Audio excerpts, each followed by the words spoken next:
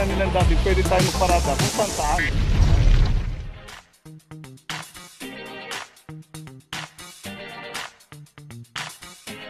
Papajo TV!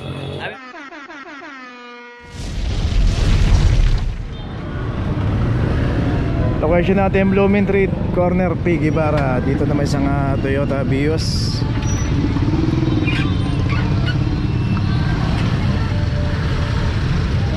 $23.30 sa Vios.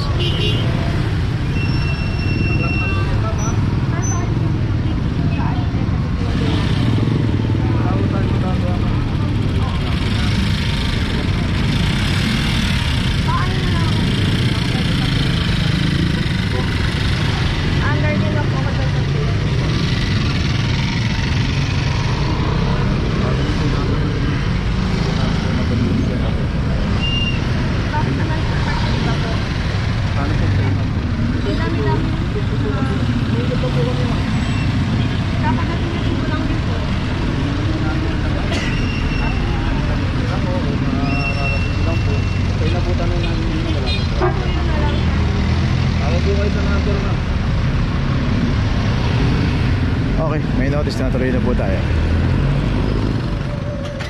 Okay, location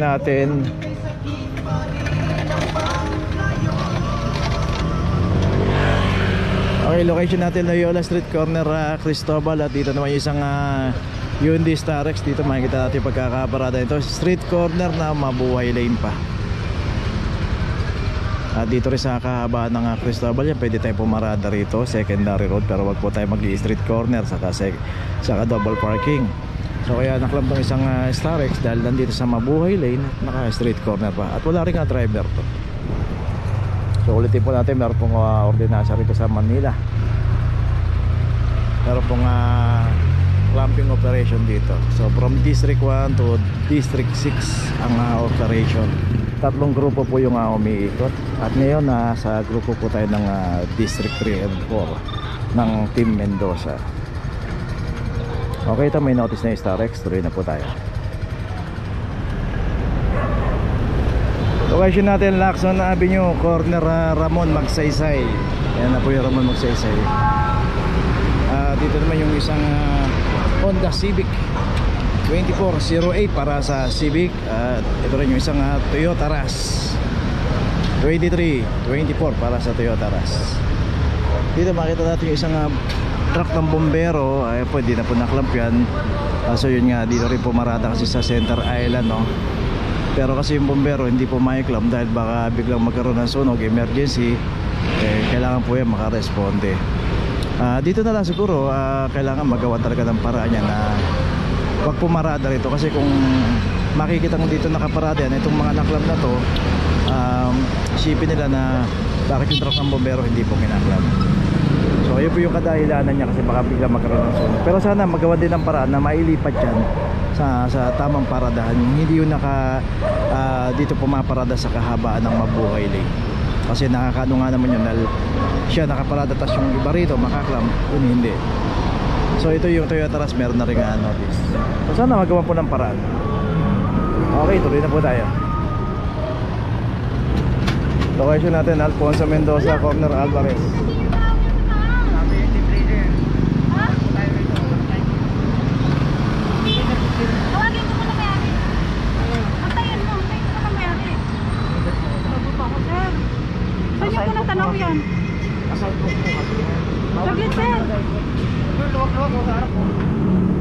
Ayun, dito naman yung isang Toyota Wigo kasi ito na kasi pinaradahan niya, bangketa na po dito, kaya naklam mo isang Wigo.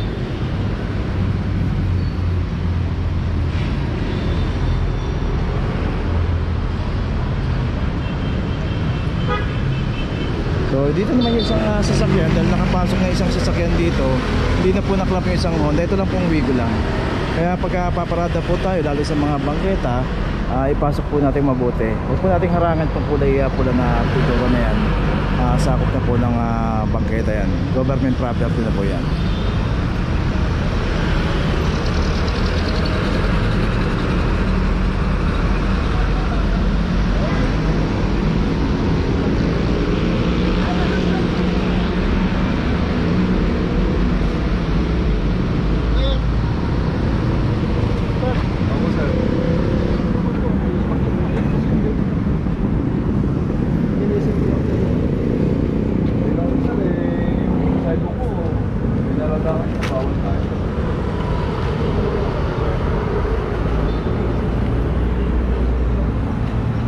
po sa officer kasi sa amin bawal na po talaga. Yan na po sa sunod natin. Hindi po. Okay, may notice na. Tuloy na po tayo. Meron pa yata rin isa.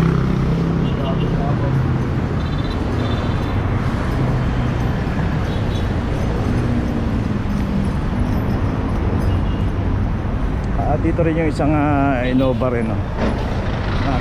2409 para sa Innova.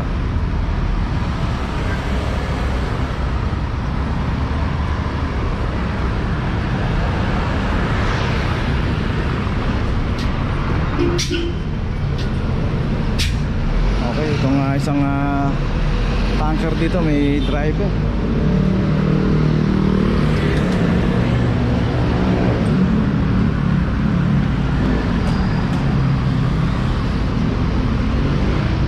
So dito rin kasi yung pinaradahan naman ng Innova, bike lane.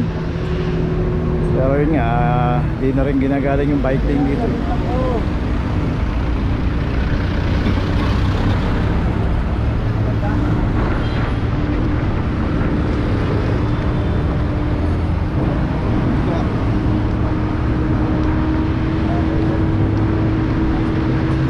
Okay, may notice na ito Innova.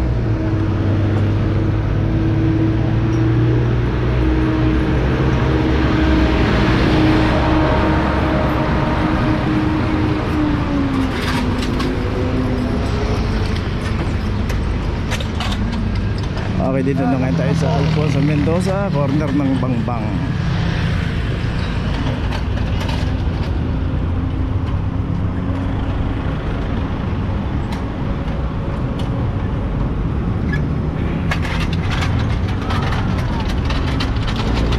Okay, isang Toyota Hiace.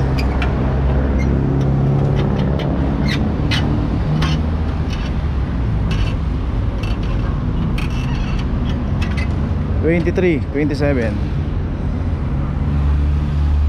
Hiace ulit, yung bagong labas. 2408. So ganun din, may ticket pero wala pong naninikit dito. So kasi yung mga ganyan naman, kung saan tayo pumarada, doon na po siya pwedeng gamitin. Ngayon kung ipupuntahan tayong iba, yung ticket na yan, hindi na po applicable dito yan. So unang-una po, wala pong naninikit dito sa kahabaan ng Alfonso Mendoza. Kahit i-display po natin yan, hindi po i-honor ng clamping team yan.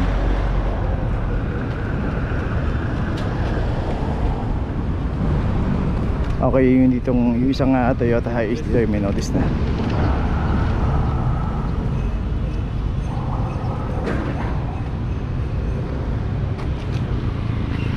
Dito natin Ticket 19. bike lane.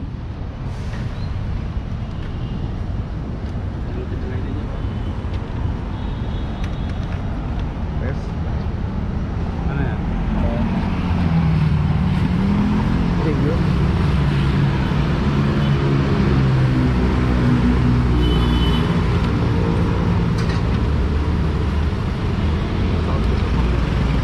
Wala na papel. Wala lang. Okay, so dalawin na aklang pa rito. Tipo natin, wala pong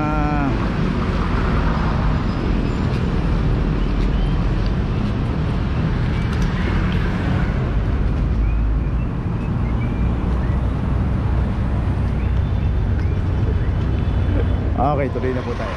Okay, location natin Anzures Street, corner Fajardo Extension. Dito isang Suki Celerio. Ito complaint area to. Kino-complain po ng barangay ito kasi kita natin yung pinaradahan nito. Nandito sa center mismo. Ayan, ito may island dito na maliit. Anzures, Fajardo. So yun nga, pagka paparado tayo, pwede naman natin iayos para hindi tayo ito gitnang-gitna kasi. Ito meron na rin akong number 23-23. At dito mismo yung barangay chairman na mismo ang nag-complain dito.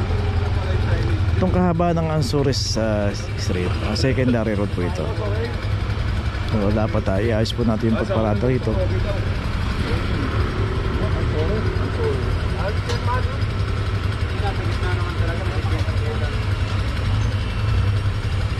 nagpapasalamat tayo kasi sa mga secondary road hindi po nag-ooperation ng clamping.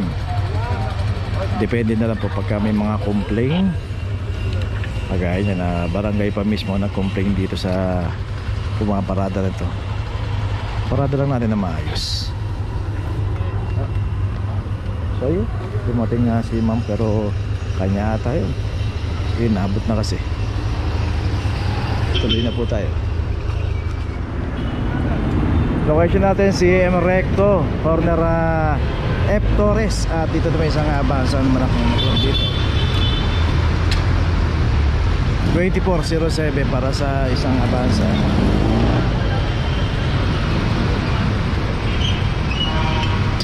At dito naman sa kahabaan ng si M. Recto, wala pong pay parking dito. Wala pong parking attendant dito.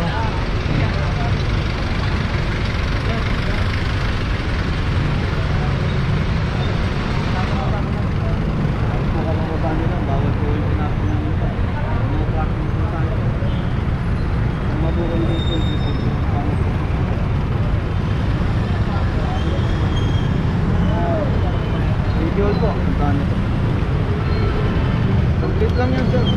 Makakababa ko lang, sir. Okay, so tuloy na po tayo. Kabababa na pala ni sir. Okay, dito na ngayon tayo sa opisina ng clamping sa impounding dito sa Central. Dito na po nagtatapos ang ating vlog. Maraming salamat po sa mga subscriber, sa mga viewers, sa mga napadaan po sa ating channel. Maraming salamat po sa mga suporta nyo.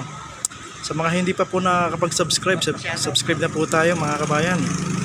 Maraming salamat po. Mabuhay!